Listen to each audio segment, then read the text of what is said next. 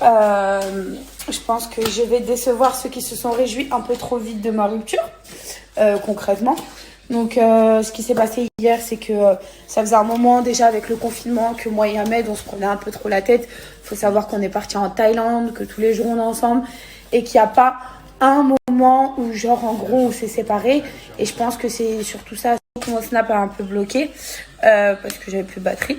Donc, oui, le confinement, tout ça, ça a beaucoup joué sur notre couple en sachant qu'on était 24 heures sur 24 l'un sur l'autre.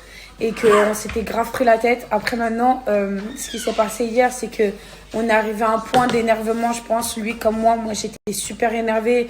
Lui, il était complètement fermé quand je discutais avec lui. Ce qui fait que moi, je me suis énormément emportée. J'ai pété les plombs parce que j'en pouvais plus, en fait, de pas me faire comprendre. Bref, je pense qu'on s'est pas compris mutuellement tous les deux.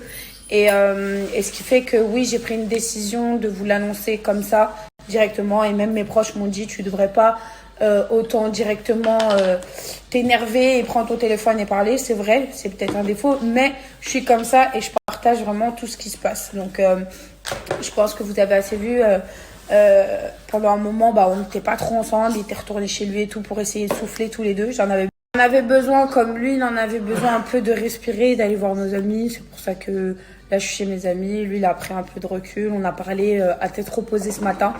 Et non, c'est pas terminé entre nous. Je suis très contente. Je suis ultra heureuse parce que entre moi et Ahmed, il se passe quelque chose. On pourrait même pas vous l'expliquer clairement. Je l'aime comme pas possible, il m'aime comme pas possible. Et je pense que c'est tout le complexe de ce qu'il y a autour et ce qui se passe en ce moment qui fait que tout le monde est sous les nerfs, tout le monde est tendu. Et que j'ai fait une erreur, c'est de parler trop vite sur les réseaux. Mais il faut savoir que ça a duré pendant un moment où on était vraiment sous tension. Donc voilà, c'était juste pour vous dire, ce n'est pas terminé entre moi et lui. Et je veux avancer avec lui. Et pour toutes les autres personnes là, qui sont clairement eux-mêmes le corona en eux-mêmes parce que c'est des poisons, ils parlent pour rien. Donc voilà, on est toujours ensemble, on fait tous de gros bisous et c'est lui qui est pas content, il fonce dans le mur. Ni moi, ni lui n'avons besoin de buzz, on est des personnalités à part entière. Je pense que ma communauté, si vous me suivez, vous savez très bien que je suis claire et transparente. Le buzz, c'est pas mon truc, des fois je le fais malgré moi. Comme par exemple le live avec Ruby Nicara, c'est vraiment un truc, je suis passée sur un live et ça s'est passé.